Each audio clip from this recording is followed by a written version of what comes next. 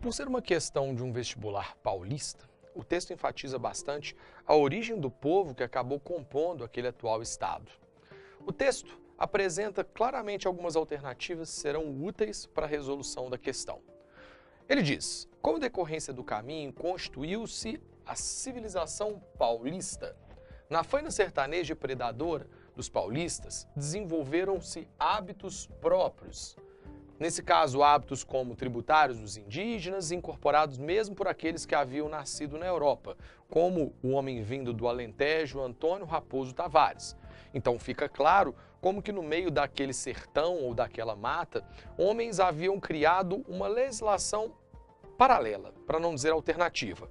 Não que as leis portuguesas não valessem por ali, mas, por exemplo, quando nós temos hábitos tributários próprios que misturam valores indígenas e alentejanos, ou seja, hábitos portugueses de uma região de Portugal, percebemos que há uma mistura étnica e, além disso, um senso de autonomia aguçado na região, já que o poder da coroa diretamente não conseguia chegar no meio daquela mata. Vamos ao enunciado. O texto reporta-se as características da vida paulista no período colonial e seu significado. Sobre esses fatos, não podemos dizer que, preste atenção, quando o enunciado traz a palavra não. Isso quer dizer que ele quer a alternativa incorreta. Então, encontraremos 4 alternativas corretas e apenas uma delas não está relacionada ao contexto dos paulistas no período colonial. Letra A. O isolamento e a reduzida importância da economia da região resultaram no forte senso de autonomia entre a gente paulista. Talvez possamos ter algum receio em falar de a reduzida importância econômica da região.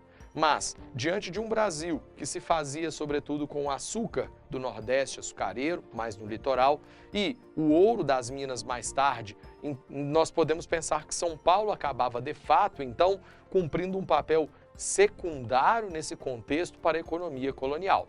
Muito diferente de São Paulo do século XX, que vai se tornar um monstro industrial e, consequentemente, o centro econômico do Brasil.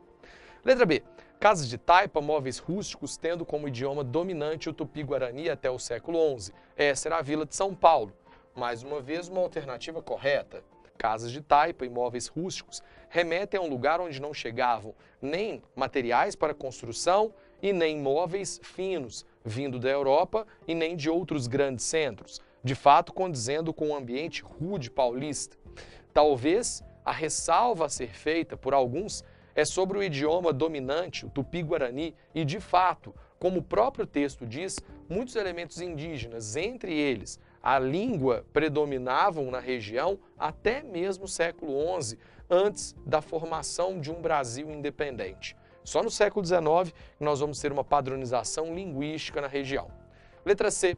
Mestiços rudes, os mamelucos paulistas vagavam pelos sertões, apresando índios, buscando ouro ou atacando quilombos.